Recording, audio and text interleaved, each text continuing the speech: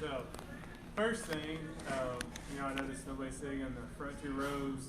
So we're talking about this, and if you want to move, you can. So if you can hear me, I'm not going to use a mic. If you can't hear me, yeah, it's okay too.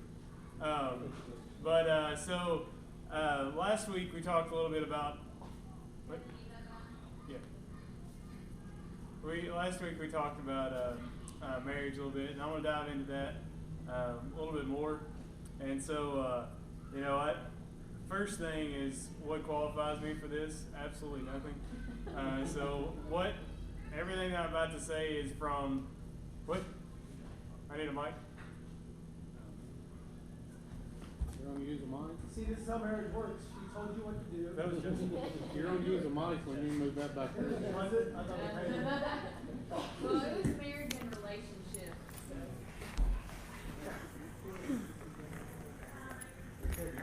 Hey. He's going to use a mic. I'm moving this back there.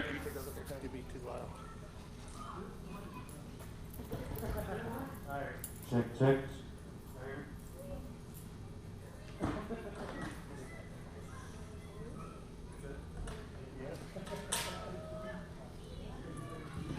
All right.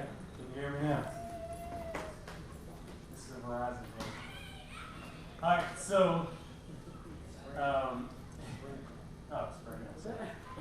Haven and I received this study 8 years ago. Somebody gifted this as one of our presents when we got married, and we opened it last month. That was a great present. It lasted a long time. For some reason, why I don't know, leading a marriage series has been on my heart for a while. And it seems like the more I wanted to lead it, the more the devil said, you don't need to do that. And we come in, and I told Hayden this every Wednesday. I was like, something's going to happen, we're going to lead this and fight on Wednesday because it's not supposed to happen. So anyway, with that said, everything I said is from his advice and with some of my own stories put in.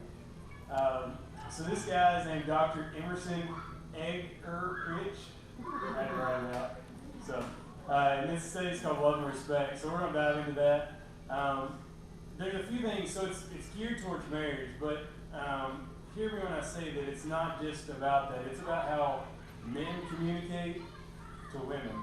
Not just your spouse, but maybe the person you're dating, the person you want to date, even your mom, your dad, that kind of thing. It's just an overall thought process on how men and women communicate.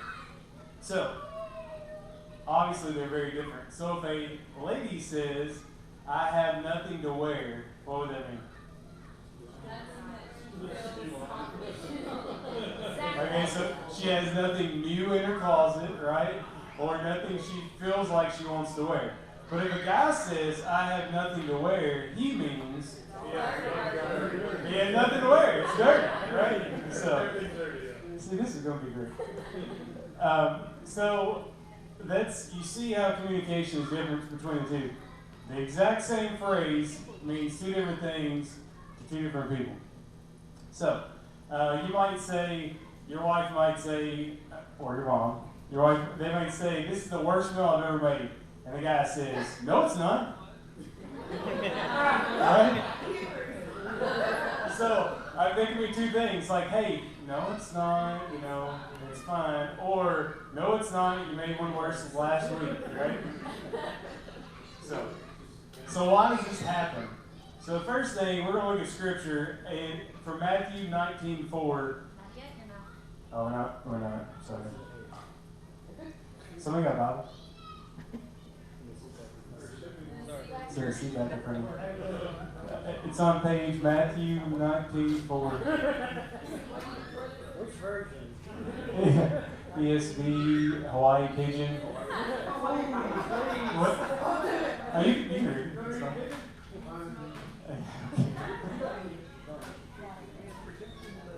Alright, so whoever gets it first is yell it.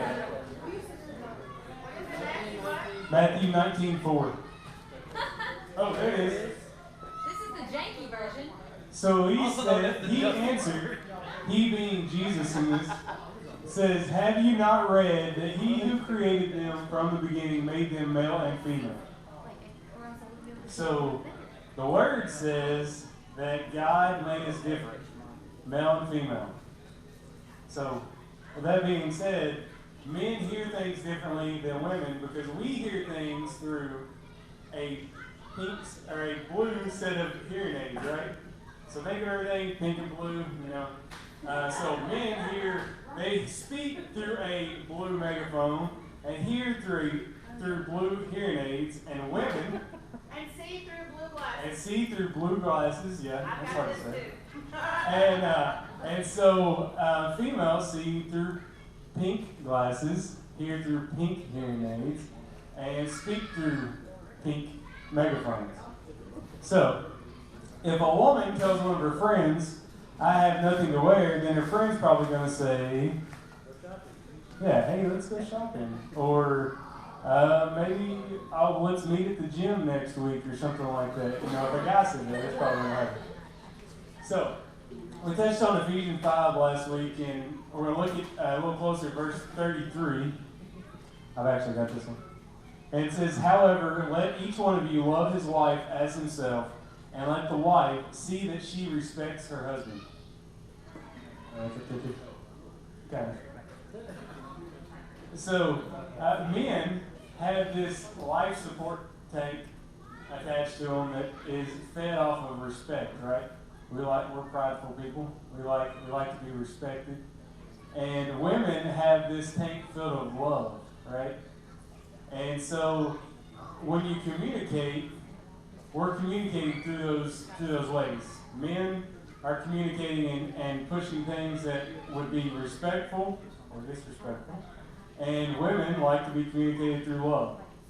So this is the crazy cycle. Crazy cycle. This is the crazy cycle. We're having technical difficulties. Sorry. That's right. There it is. So, this guy's crazy cycle says, without love, so it goes this way, she reacts without respect, he reacts without love. So that goes on and on, right? And then off. I restart. She's restarted. That's good. We're good for right now. So, also, one note that Dr. Egerich says is that in that scripture, God does not command the woman to love, He commands her to respect. And he says, which I thought was pretty cool, that it's already in a woman's nature to nurture and to love. And men don't naturally do that, right? Anybody? Thank you. So, again, Jesus said, have you not read that he who created them from the beginning made them male and female? Not wrong, just different. So often when marriage is in a tough spot, both spouses tend to give what they feel they need, love and respect, respectively. Wives reach out to their husbands with love when respect is what would really help. And husbands can back away thinking this is a form of respect, giving space, when what they really need to do is close in with love. So, say it's January 15th, I don't know the 15th, but anyway, and your wife gets on the scale, and she says, I gained 13 pounds. And so the guy hears that, and he's like, okay. So the next day he goes to the bookstore, which nobody does. But he goes to the bookstore and he buys a diet book called Diet for Christians, for the Christian woman, and takes it back to her, right? So he's doing that as a gift, right? He's thought that there's a problem, and so he's fixing that problem. Any women think that men just want to fix the problem? Okay, my wife tells me I do that all the time. So. All the time. Anyway, so he fixes the problem by giving her a book on dieting, and she does what? Yeah, she cries, she goes off, she gets mad, right? But he bought the gift to do what? Yeah, to help, show love, right? But she hears the gift as, I don't I don't approve of you. I only love you if you look like a Victoria's Secret model or something like that. That's what she hears through her pink hearing aids, right? So, anyway. But what if one of her friends bring her that book? What would happen? Alright, she'd say, Do you want to start reading this next Monday together? Right? We should go to the gym. Yeah, we should go to the gym. So, Still playing together. right. If she buys the book for him, he's going to say, ooh, thanks for the book. What's for dinner? Right? He's, okay, whatever. But anyway, so women hear differently when a man says it, and they're more receptive to speak their own language through this women communication. You like that? So, the crazy cycle is that women do what? Anybody remember? Without love, Yeah. She reacts. without respect. You got it. So, the topic. You want us to respond, not right or say I'm wrong. I thought you were like giving us. I was saying she did. I told all this to her today, so I'm seeing how much she remembers. She is really angry with the tech. As long as you're not mad at me, I'm good. I see that. One good tip. Yeah. So, so does anybody agree that the topics often change? Like, it doesn't have to be a book for this to take place in your life, right? And there's things that we, male or female, do for our spouse, and it's not received the same way that we intended to do, right? Because we speak a different, yeah. We're not going to talk about what they are, but anyway, we communicate differently. Yeah. But both the man and the woman in this scenario were good-willed people, right? There's no ill will in any of this. They both had good intentions. So, women are saying that men are unloving, but men are willing to die for their spouse, right? So he may not be sentimental, but he is self-sacrificial. And according to Jesus, that's loving, right? So in John 15:13, he says, he says, greater love has no one than this, that someone lay down his life for his friends.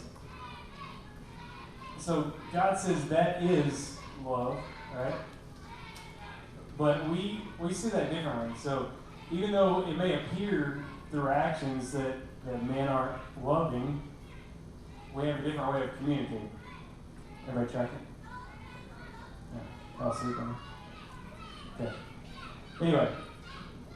But he also says in the study that we're to love when she is unlovable, and respect your husband when whether he's respectable or not, which excludes being in harm's way. He does Nate. So if you're in a harmful situation, that's obviously not in this.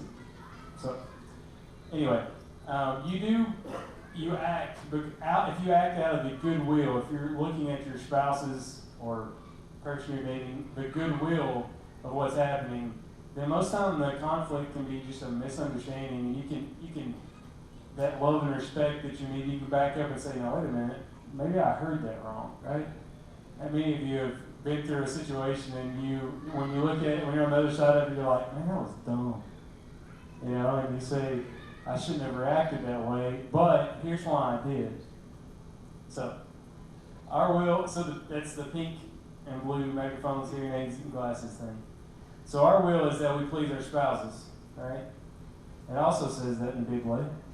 1 Corinthians 7:32b through 35 says, the unmarried man is anxious about the things of the Lord, how to please the Lord, but the married man is anxious about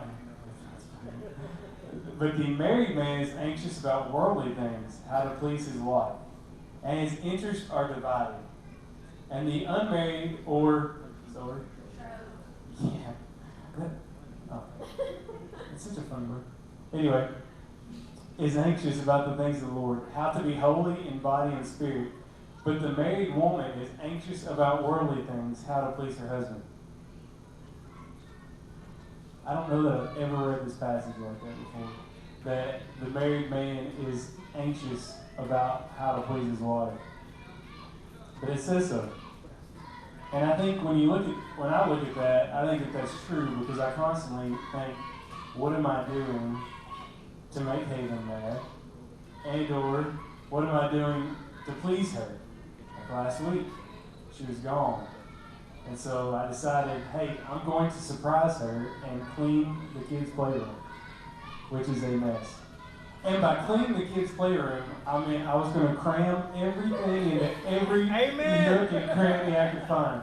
Or garbage bags. I was home yesterday and I walked up to the closet and I literally, the junk was taller than me. Yes, but you can't reach it, so it's okay. So Haven says through her pink hearing aids and her pink glasses, Thank you. she did say thank you, but she said, as she's telling someone else a story about me cleaning, she says, yeah, he didn't organize it, but he did clean it. And so I'm thinking, wow.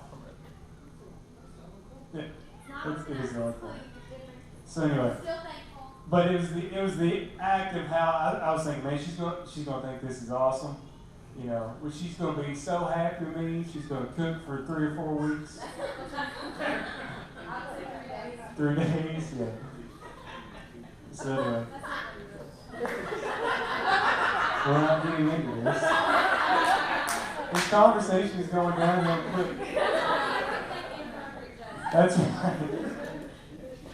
But anyway, so we are anxious to please our spouse, and if we're not, we should be, right?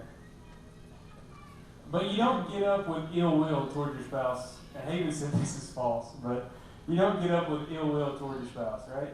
You don't wake up and say, I'm going to do whatever I can do to make them mad. That is true. Isn't that crazy? They wake up, they have a bad dream, and then they start taking it out on you. Yes, yes. We did last week, yeah. Haven does They that. gotta start calling you a preacher. You keep talking like that. Yeah. I'm just regurgitating what I heard. But anyway, so Paul says that we're anxious to please one another, but we trust goodwill, right? So if you look at your spouse and you think about their goodwill, and in the middle of a situation, take a step back and say, maybe I'm just stepping on their air hose, right? Maybe what I'm doing, maybe the way I'm acting is, what, the air hose? Is it funny? Sorry. Yeah. Anyway, so I'm talking about their. Regurgitating what he read. Right. But they're, the air hose. So men, they suck in this respect, and women suck in this love. So you know how women. Do you know how? Yeah. So you want to hear a joke? Yeah. Anyway, and there's a reason why I know that, and the guy says this, but the reason why we know that women want love is that how many cards have you ever saw at Walmart that said, how much I respect you? Y'all ever seen one? Huh? Yeah, from either one. They aren't there. That's right. I don't know if they're there or not. I haven't actually. Anyway.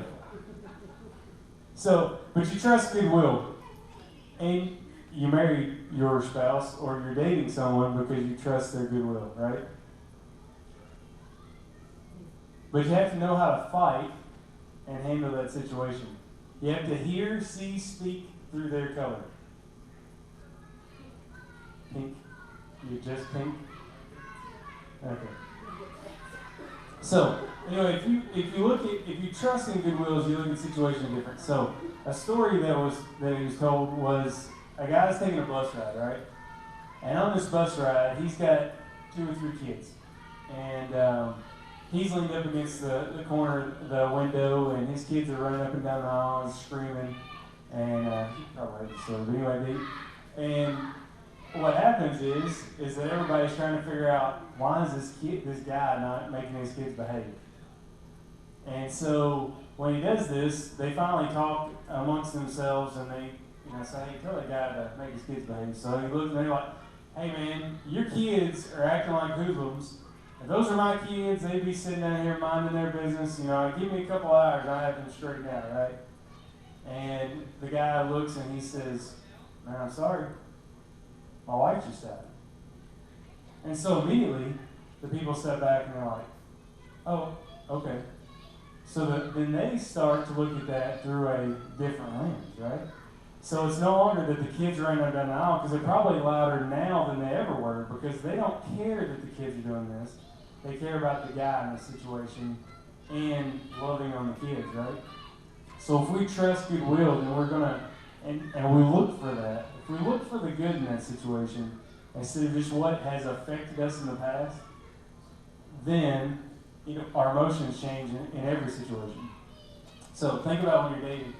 And so I thought about this and how Haven and I used to talk till I had to go to work. I don't know what she did during the day, but it wasn't work. But school, you went to school. You did stuff.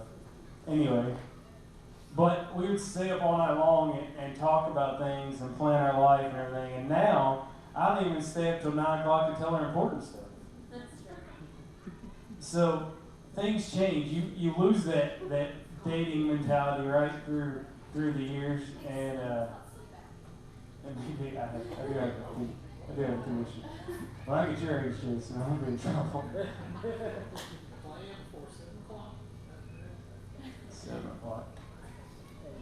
Anyway, so we look through that when we're trying to woo somebody. We.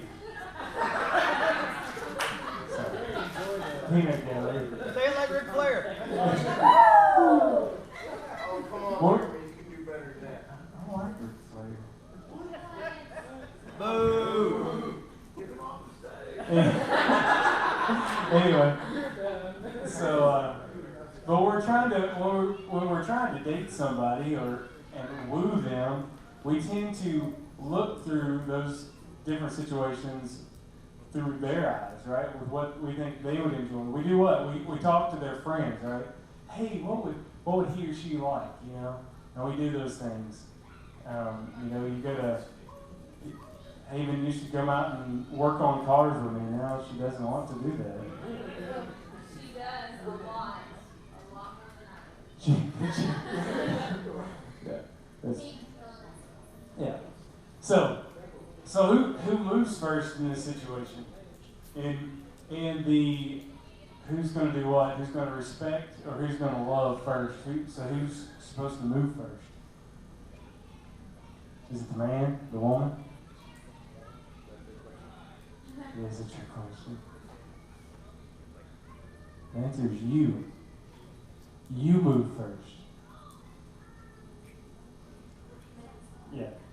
It says, who moves first? You move first. So, and there's a point that he made that I thought was really good, is that sometimes we're incriminating our spouse or somebody that we have a relationship with based on something that's happened in the past, and we use that as motivation to try to get them to change. But that's not going to change, but learning how to communicate properly will. So sometimes the problem isn't the problem. The real issue is how we go about fixing the problem, or maybe the disrespecting, unloving attitude that we have. So I'm going to share a story. This happened a couple weeks ago. It's pretty fresh, yeah. Haven and I went to Kansas City for a conference, church conference, and we got a bunch of swag. So, everybody gives you the lip balm and the hand sanitizer and stuff, the pins. We come back with 30,000 pins. And anyway, so the day before we leave, we're going to organize this swag and put it into things that we want to keep and ones things we don't want to keep. Okay, Hayden wasn't going to do this. I was going to do this. Anyway, but we were going to get it ready to go before we left. And so it's late, and I said, I told Hayden, I was like, hey, let's get this ready. Let's put it in bags. put it in the luggage, and get ready to go. So as I was doing that, I was organizing all this, taking pictures of junk, and so I decided that I had to go to the little boys' room, and I said, "Hey, Haven, you finish this up, and yeah, that's right, okay." And Why when I don't you put this stuff in bags while I go to the bathroom? yeah, so anyway, so I went to the bathroom, and I'm not gonna tell you how long I was in there, but it wasn't. I mean, it was longer than 5. So anyway, I come back out, and hey, what is Hayden still doing? She's still laying on the bed playing on her phone, right? Anybody ever been in this situation? You don't have to be in Kansas City to know this takes place, right? So what happened? What happened in that situation? What do you think what happened? He responded in a very loving way. Wrong. I responded in a very unloving way and was hateful in that situation, right? And I was like, "What are you doing?" I know, I can hear you saying this. Can you get off your phone? Yeah. I can hear it. See, I must say this a lot. Anyway, I'm preaching to myself tonight. No, I'm not preaching, but anyway, so she said, "Well, I'll help," and I'm like, "No, just forget it now." She jumped us out of the bed to help. That's not what happened, but Well, I lumbered out of the bed to help. anyway, but what? I was already mad about that, right? So I didn't let her help me. I told her to, Fine. yeah, You weren't gonna help. I didn't expect you to help me anyway. right. So It is still fresh.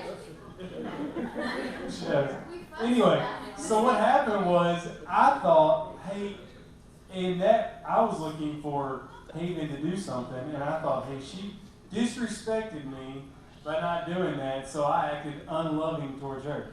But in reality, we didn't have to be anywhere the next day. It didn't matter whether we got that done. I was already packed. She was already packed. But that instance was not important, right? So when we have issues, most of the time the problem isn't the problem, right? It's how we handle the problem. So How'd that play out for us? we were mad. We didn't talk to each other. We went to bed that way. And Hayden woke up mad because she went to bed mad. So anyway, sometimes your heart's in the right place, but you're waiting on the other person to move. In that instance, neither one of us is going to apologize, right? We have to wait for it to, especially not hate. We have to wait for that to blow over, right? But all of that whole situation would have been fixed based on love and respect. Because I know that Haven had goodwill in what she did, or what she does. Because I trust her. She trusts me and knows that what I do most of the time is in goodwill. And so she trusts me. But when we see a problem between us, if we're not acting in a way like we have the other person's best interest, then we're acting in unloving or disrespectful ways. So, sometimes your heart is in the right place, but you're waiting on them to move. So it's a crazy cycle. Women in the crazy cycle. Anybody remember?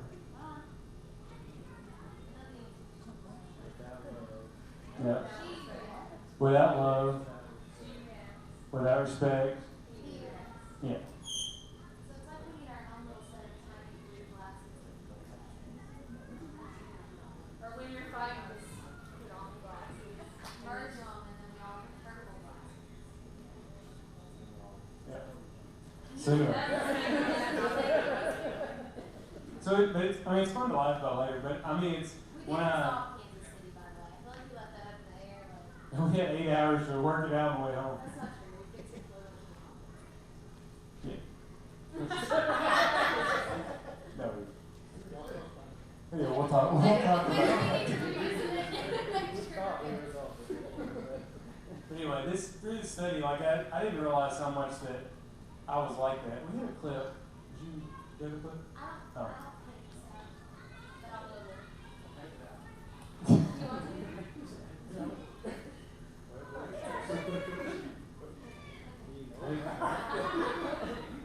Do you want to? Anyway, Did the CD drive ever come out? so if this doesn't play, I'm gonna tell you what this. Hold on 1 second. Let me double check. 1 second. But anyway, I think Hayden wants to act it out. I'm not acting.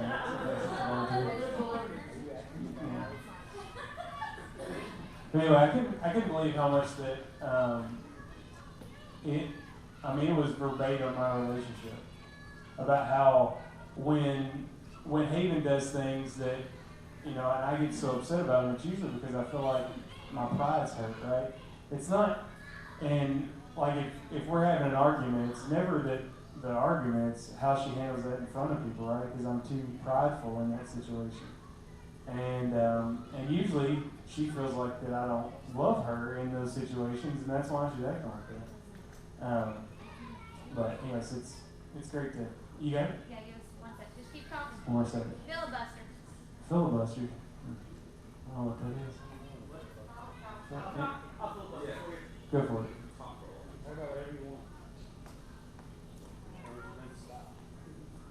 I'll give you the filibuster real quick. So, love and respect is kind of the heart of how men and women are wired. However, do men need love? Yeah. Do women need to be respected? Oh, 100%.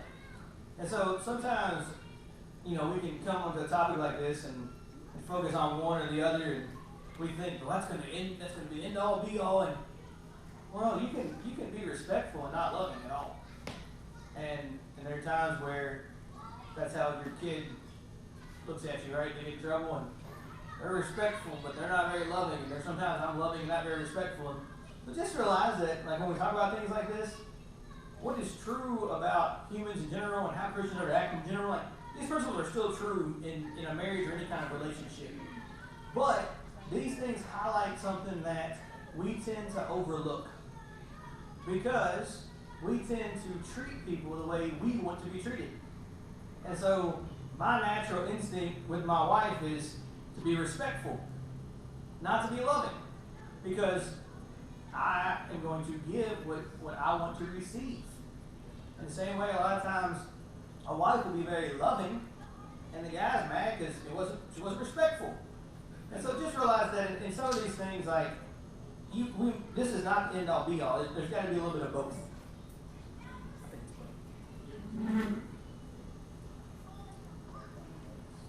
This is the egg guy. It doesn't. It's egg Hey, can you tell me what the time was? 20. Is that what it is? 28:20. Sometimes it's on the phone for some reason. This computer there. It's hitting here, but it's 20 not. what, John? It's something over. No, I got it. It's gonna be really loud. Okay. I think that should be got it.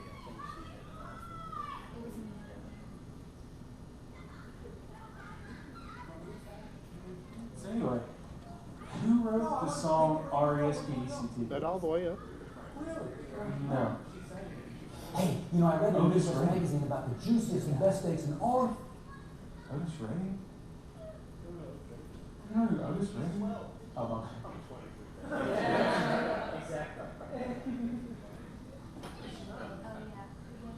Yeah. Marriage relationship, because he's under command to agape love, he does that less by his nature. That's why God commands him to love, because it's not within his nature to love like you love. And that's why you long for him to be more loving, because you've sensed something within his nature. So when he feels disrespected, unfortunately, it's very natural for him to react in very loving ways. But what I discovered is it's very natural for you to love, but when you feel in love, it's very natural for you to react in very disrespectful ways. And this triggers the crazy cycle, big time. Now, are women conscious of this issue of love? Well, yes. Think of the 5th anniversary, and he comes home and he says, "Hey, it's our 5th. I saved some extra money. I'm going to take you out to work. Where do you want to go to eat? Where do you want to go?" "No, I don't know." "No, it's our 5th. Where do you want to go?" "I don't know." "Hey, no. Oh, come on. It's our 5th. I want to take you where you want to go. Where do you want to go?" "You decide." "You want me to decide?" "Mm-hmm." "No, I want to take you where you want to go. Where do you want to go?" "You decide." "Really?" "Uh-huh." "Hey, I read in a Midwest magazine about the juiciest and best steaks in all of the Midwest. Do you know that truck stop out on Highway 96? I don't want to go there." He says, "Are you the woman I was just talking to?" You just pick a fight. You always pick a fight. I ask you where you want to go, and you tell me to decide. So I decide. Now you decide that we're not going to do it. I decided. And then he stomps off, and she stomps off. Two good-willed people in the fifth are stomping off from one another. Good-willed people. Now, what in the world is Pink thinking at that moment? She's very conscious of love, gentlemen. She filters everything through Pink. And here's what she's processing. Here's how she's thinking. If he loves me as much as I love him, he'll figure out where it is I want to go without me having to tell him.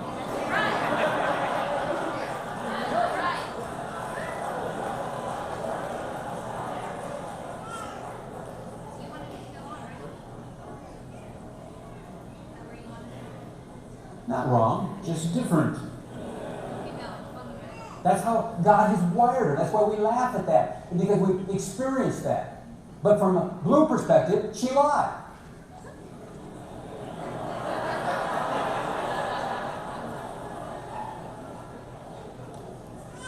So who's right? Yes. Who's wrong? Yes. It just depends on whether you want to filter through pink or blue. And people are divorcing over this kind of thing. My mom and dad divorced one another when I was 1.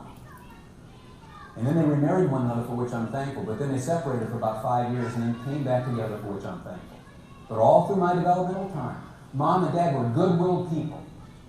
Coming out of the World War II, during the 50s, were some of the greatest years this country ever experienced, with all the bloodshed of the war. And they were trying to reestablish. They were good-willed people. It was a good country. And they were on this crazy cycle. And I have the scars because of it. Because no one explained to them how to get off of it. May I serve you and help you get off of this? Because I don't want your children to cry themselves to sleep tonight. Because Mom and Daddy, who they both think are good-willed people, who would die for them, are fighting like cats and dogs, and are proceeding with divorce and don't have to. Because you're not evil-willed. So does that conversation sound familiar? Every time? And then those conversations keep happening, right? And it's not the problem that's the problem. It's how we handle that, right? Anyway, so I even thought that was hilarious because it's our relationship. But the scary thing is that he says that people are divorcing over that because we don't learn how to communicate through the pink hearing aids and the blue hearing aids and that kind of thing. So anyway, that's all I have. I don't have any questions, but I'm going to pray for us. What? Oh. I'll do anything? Okay. All right, I need 2 volunteers. 2 couples. 1 couple. 2 people.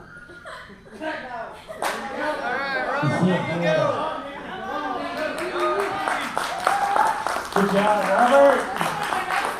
That's hilarious. I need y'all to stand back to back. I'll face this way. Oh yeah, face like opposite. Yeah. Just want to get. Hold on, what? Turn around that way. Did y'all feel the love? So I saw this the other day, and this is going to be partly me ad-libbing, but you'll get the point. So, Nikki and Robert, I want you to take a step in the past 7 days. 7 days. Take a step for every day that you not sat down and ate at least 1 meal at the table together. 7 steps. Y'all ate together tonight. Oh, that's So 6.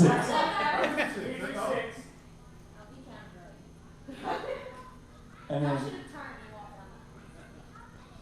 and take a step for every time that you have been on your phone and your spouse has noticed it or said something about it or something to that effect. In the past 7 days. And don't worry, y'all gonna end up together in a second. So, How many steps did you take? so how many? All right, Robert, you turn around and go the other way. Nikki, you keep going straight. In the past 7 days, if you have went to bed at different times.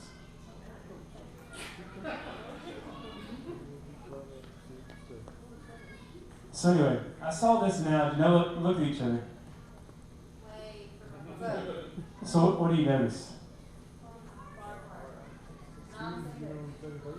She needs to go on the same page. Yeah.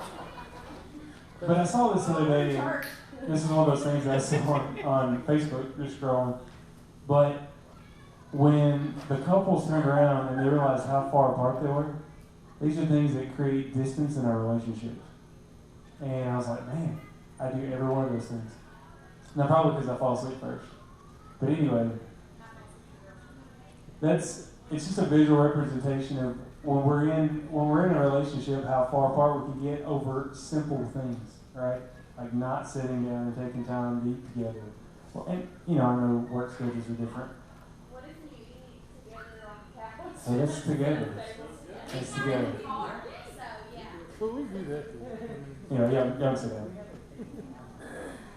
But anyway, so it was just a almost a heartbreaking reminder of how far apart we can get quickly, and I think that we need to be reminded of that. So, I want to pray for you. Heavenly Father, we thank you for this time, God. We pray that as we learn what your word says about marriage, God, we pray that we take that to heart. Lord, I pray for our marriages, God. I pray that, and not just our marriages, our relationships with those around us, God. Lord, I pray that we would enter all of those with love and respect.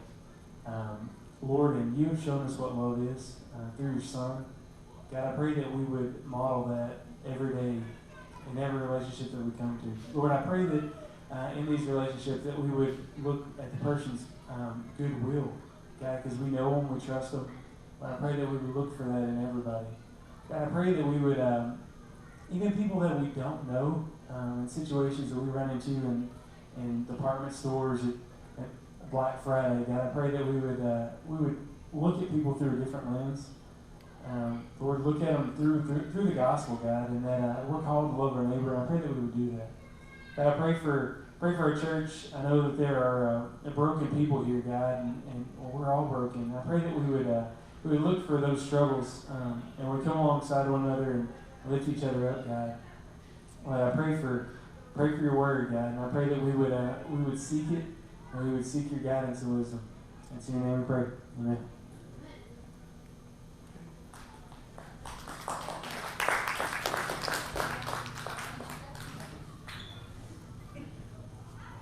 All right, just a couple things before we're ready to get our kiddos and get out of here.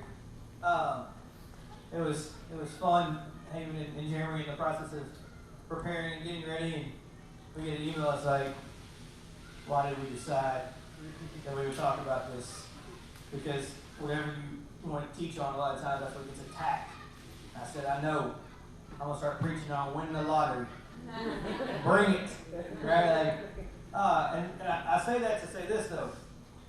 Because there are some marriages right now where things kind of pop in your head, and you're like, I'm going to change this, or I'm going to do this. Well, that's wonderful, but don't quit just because it gets hard. A lot of times when you really, all right, guys, we need to communicate better, or we need to, I think that, those things, being on our phones, or eating meals together, and, that was just 1 week that he was talking about. Well, a week's not very long. But when it's multiple things in 1 week, it really creates that distance. And so when you begin to just say, all right, we're going to get better about this. Well, don't be surprised if that's the area that gets really hard. Because Satan doesn't want that. He wants brokenness. Because hurt people hurt people. But also know that, man, you're in a good place where there are people that are going through about everything that you're going through right now, or have been through it, or it's about to go through it, and don't think that you're alone. We want to take a couple weeks. We're in between our men's and women's studies, kind of wrapping up some, and I want to just take a couple weeks to talk about a few of these things. And so I want to take us about 4 or 5 minutes and just give you just real quick things on dealing with conflict. Because if you notice a pattern in what Jeremy was sharing was, it's usually not things that are real important. We get mad about really dumb stuff. And what ends up happening is the way that we try to resolve it. And so these are just 4 quick little principles that come from a book about peacemaking. Okay? Anytime you're in a conflict, it can be a conflict with your spouse, be a conflict at work, be a conflict with your brother, be a conflict at the grocery store. Okay? Anytime you're in a conflict and you want to resolve that conflict, there's 4 G's. Okay? And the first one is, like, you have to make it about God. Okay? Like, if the conflict resolution is just about me, then I want to win, and I don't care if that means you lose. And that's what happens to most of us in conflicts. I want to win. So I'm going to do whatever I have to do. I'm going to say whatever I have to say, so that in the end, I can walk away feeling like I won. Well, the problem is, in a lot of relationships, especially in a marriage, I win, you lose, we both lose. Nobody really wins. Any kind of a close relationship where you're on the same team. If you're on the same team, there's no I win, you lose. And so, beginning to work through conflict, it can't be about you, and it can't be about the other person, and honestly, it can't be about your marriage. We gotta work through this. It can't be about the kids. The only way that you really get to being able to work through conflict is it's about God. And what's He doing, and how does He plan in this, and what does forgiveness look like? And so it's got to be about Him first, right? And I said this last week. You may only be responsible for 1% of the argument, but you are 100% responsible for your 1%. Scripture talks about getting the log out of your eye before you point out the speck of sawdust in the other person's eye.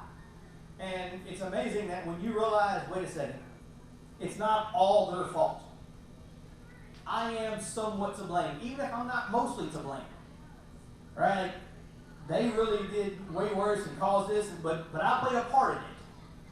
Well, the moment that I began to take responsibility for my part, that changes the whole dynamic. It's about God. It's not about me in the first place. So it's not about you're more to blame than I am. Like, we're both to blame. It doesn't really matter who's to blame because it's not about us in the first place. To me, that's the most freeing thing when it comes to resolving conflict. If it's not about me and it's not about you, then it doesn't matter who's more to blame because it's not about either one of us. When you can go, God, this is about you. This is about what you're doing, what you've done for me, your faithfulness and your goodness and your grace. Well, man, I can say I'm sorry for stuff that, man, I didn't really want to be sorry for it. But because it's not about who wins and who loses, it's about Him, something bigger, like, man, we can work through this. And then once you begin to kind of take responsibility for your part, then you want to gently restore. I think the key word there is gently. Okay? Anytime there's a conflict, you wrong me, you hurt me. All right, it's not about me, it's not about you, it's about God. I didn't make the situation any better. I'll take responsibility for what I'm doing. And we need to make this right. Well, if it's going to be gentle, it's not, well, if you would do this, then we'd be fine. Well, if they just apologize, if they just say that, that's not gentleness. Gentleness is grace. Now, does gentleness and gently restoring mean you act like it never happened? No. That's ignoring the problem. That's a really slippery slope in conflict. See, sometimes we want to be gentle and restore, and we just ignore it and push it aside and act like it never happened, and then it just comes right back up. You can't fight and you can't flight. You can't run from conflict, can't run away from it, and you can't run to it either. Right? Some of you guys, you want to run to conflict because you know you're going to win. And you're already mad about this, and well, at least I can win the argument. Did you really win it in the end? Was it really worth it? And so, it's about God, it's not about us. Since it's not about us, it doesn't really matter whose fault it was. It doesn't really matter if you're to blame or I'm more to blame, because it's not about us in the first place. Then let's get a resolution that we can calmly kind of deal with. And then, at the end of the day, let's seek reconciliation. Let's remember we're on the same team. On our bedroom wall, there's two quotes. They're on my side of the bed. I always thought that was ironic. They're on my side of the bed, right? One says, forgiveness is giving up your right to punish the one who wronged you. I think that's a great definition for forgiveness. Because it says you have a right to punish the person that wrongs you. Right? And so that's one of the things I always share about conflict and forgiveness. It's not forgiveness if you have no right to punish them. You wronged me, you hurt me, you lied about me, you whatever. I have the right to punish you. But man, that's going to completely change the relationship, the dynamic, if I just punish you. My kids wrong me, they mess up, they have punishments. Now sometimes they get forgiveness. And I don't punish them. I choose to lay that right aside. Okay? And for different reasons. Because they said they're sorry and kind of repented and we're moving on. And sometimes it's to teach them about grace. There have been times in our lives where you didn't get a spanking only because God is gracious to us and I'm trying to show you that grace. And we have said those words to our kids. What? I like this grace thing. And then the next time it's like, grace, grace, grace, grace. I'm like, she's been dead for years, son. You're getting a spanking. So some of you like that, yeah. Write that down, right? Write that down. But there has to be that goal, okay, of forgiveness. And then the other thing says, I always choose to give you the benefit of the doubt. And I think that if a lot of us would just start living by that principle in a lot of our relationships, right? You get the text message, you're just furious because you're reading it, the voice, you think the person sent it, and then you call them and they didn't mean that at all. Like, I don't understand why you're mad at me. Well, do you know what you sent that text message? I'm like, I thought I just asked you a question. Right? It's the way you said it. Like, it was a text message. Right? Like, okay? And so, I give you the benefit of the doubt. You're on my team. You want what's best for me. You're for me, not against me. Oh. Well, your intention probably wasn't to hurt me, was it? No. Why would I want to hurt you? I don't know. We had trouble with this, and so I thought you might be mad about that. And, whoa, you're reading way too much into that. I'm going to give you the benefit of the doubt. We will probably, the first of the year, work through a marriage kind of small group type thing. If some of you are like, hey, I really want this, we're in the process of trying to plan some things and organize it, how it work out. It will be something where if you're not married and you don't want to be in a marriage class, there'll be another opportunity for you. If you're not married and you want to be in a marriage class, just because you're like, whew, man, y'all messed up. You're welcome to be in that, okay? But that's kind of one of our plans going forward, okay? It won't be an all-together kind of thing. It'll be something that if you want to be a part of it, you can. But just know there are people that want to help. If you want to share stories about what's going on in your life, we can probably all share those same stories. And don't be afraid to initiate those conversations. Is that cool? Make sense? Any questions, comments, anything anybody wants to say before we dismiss? Next Wednesday, what's the plan? Ready from White Park? Yes, there's basketball as well, right? Don't eat too much turkey, there'll be basketball. Okay? For those of you next week that don't want to stay and play basketball, we will have the Christmas decorations down here if anybody wants to come here and start decorating. Okay? I will have to play basketball, not decorate. Sorry. It's a requirement. Cool. Alright. Please double check, help us clean up. Don't forget your kids. See you guys.